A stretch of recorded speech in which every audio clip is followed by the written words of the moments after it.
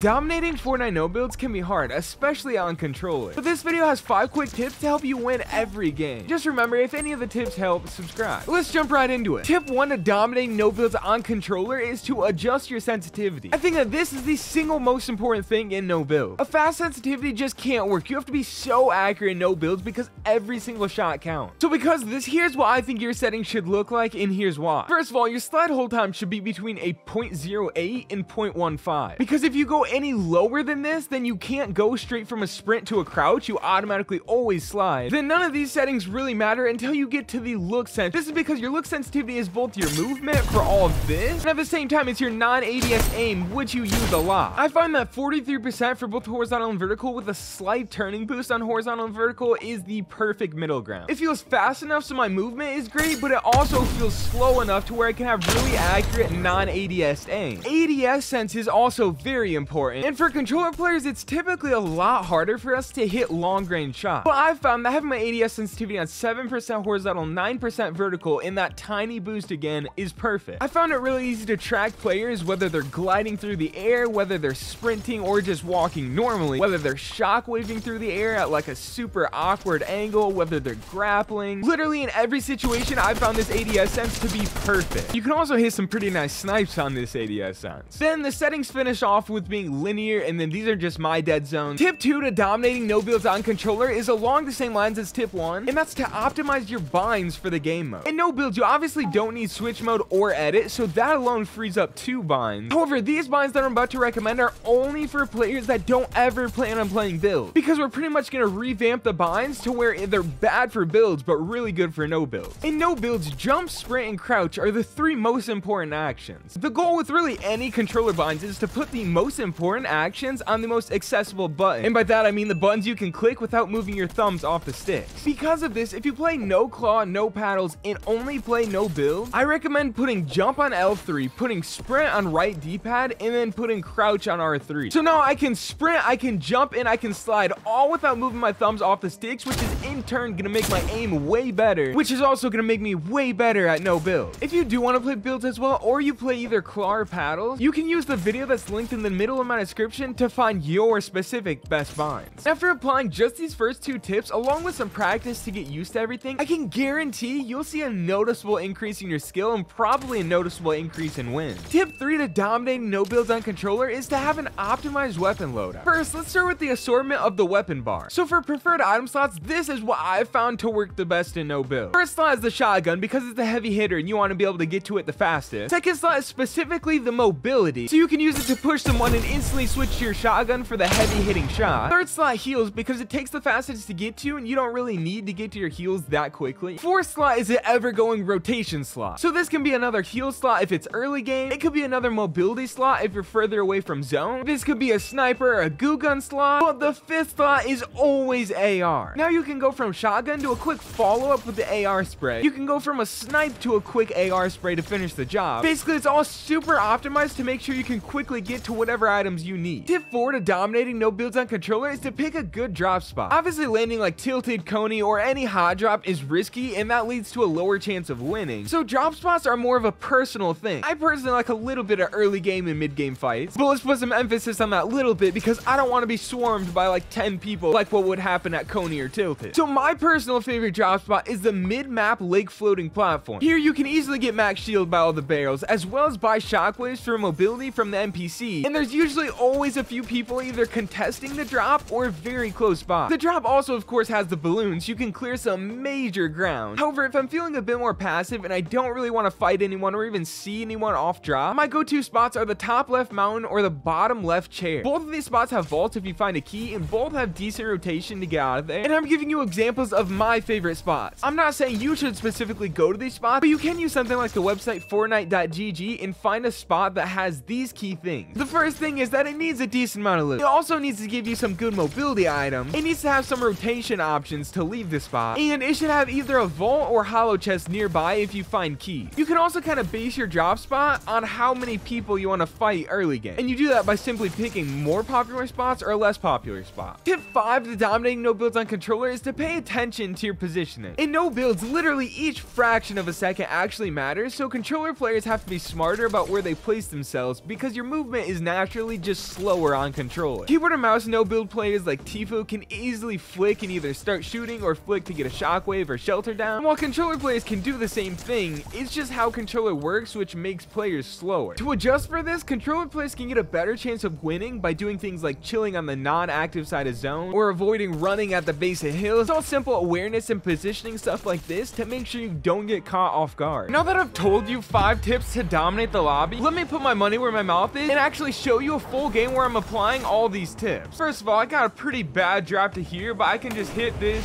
jump off, and grab this. There's definitely a few people that went there. I think there's some people that landed around here. I've got all these 10 barrels here to get to full shield. Down here, of course, we got more loot.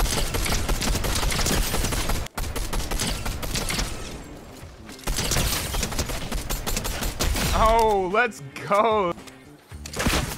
Oh, I messed that up, huh? You know, you gotta be careful on those things. And of course, right now I am still using those same exact settings that I showed off. However, I'm not using the binds that I showed off because this control actually has 4 paddles on it. And so on this control, I can sprint, I can jump in, I can crouch, all without taking my thumbs off the sticks, which is the whole point. That's why I said if you play claw or paddles, you don't need to switch those specific binds. But if we take a look at my weapon loadout, you can see shotgun first slot, second slot mobility with a shockwave, third slot heals, fourth slot is rotation. Right now I'm using a rocket launcher. In the fifth slot, always AR, usually hammer if I can get one. I like running the hammer and prime combo.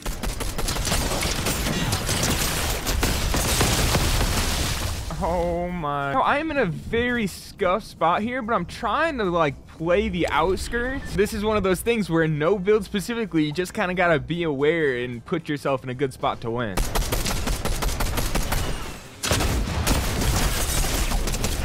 No, bro, 23 HP. I actually can't believe they put rocket launchers in the game. That's the dumbest decision I think they've made in a long time.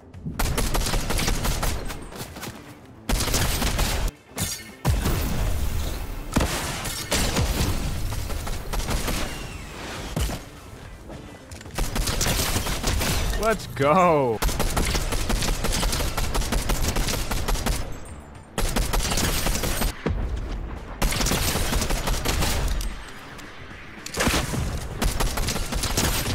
Let's go. There is my dub. Again, not like a 20 bomb. Not doing anything crazy here. Just some tips to help you win more games. Maybe win a couple more fights, get some better aim, that sort of stuff. Again, if these helped you, make sure to subscribe, and I hope to catch you in a future video.